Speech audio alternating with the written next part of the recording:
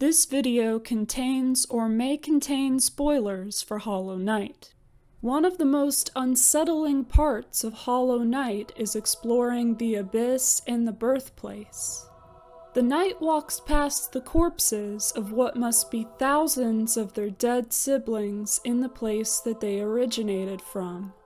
Obviously, the abyss is not exactly friendly terrain for small, newly hatched vessels, but one still has to wonder just how so many died down there.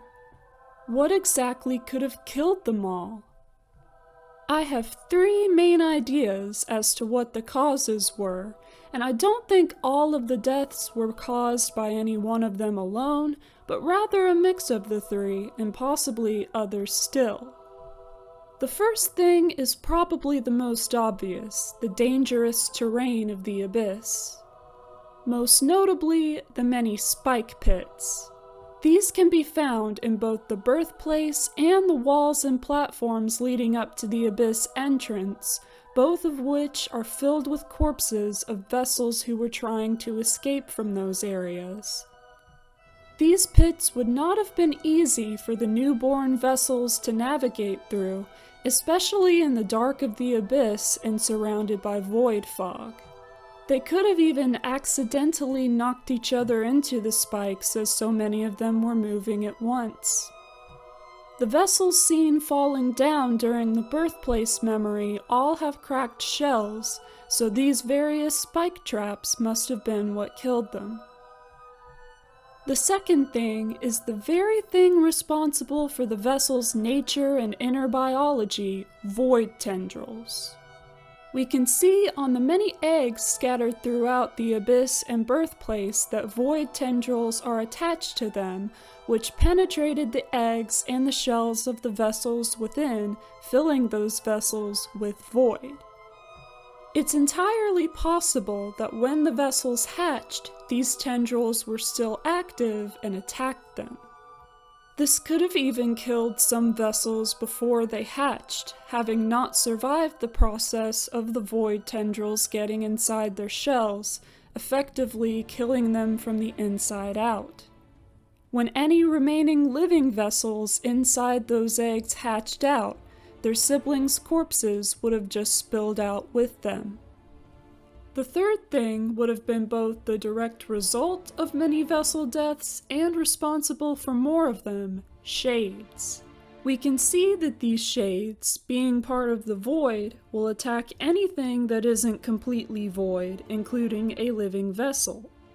This happens in the game with the siblings and even the knight's own shade attacking the knight before the knight acquires the void heart. This would create a sort of domino effect, with shades killing vessels and thus creating more shades to kill more vessels. I will acknowledge that another possibly lethal thing in the abyss is shadow creepers. Although they don't outright attack like many other enemies in the game, they still cause damage upon contact with them.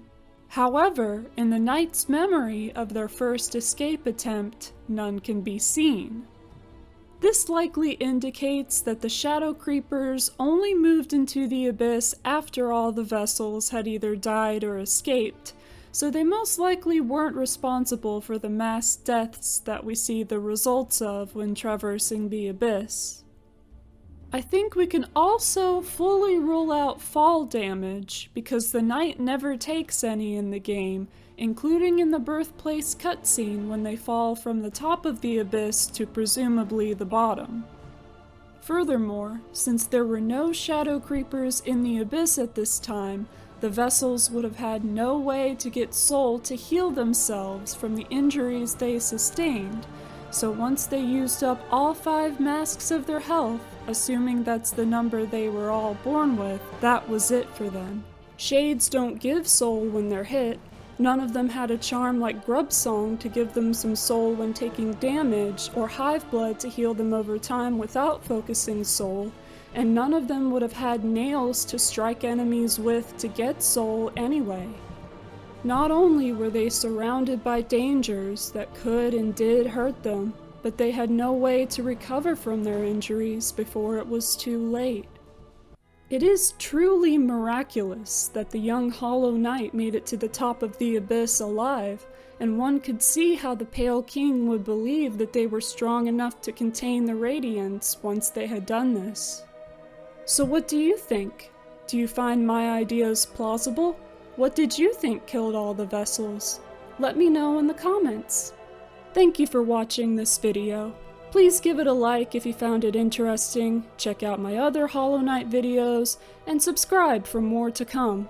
I hope you have a great day, and I'll see you next time.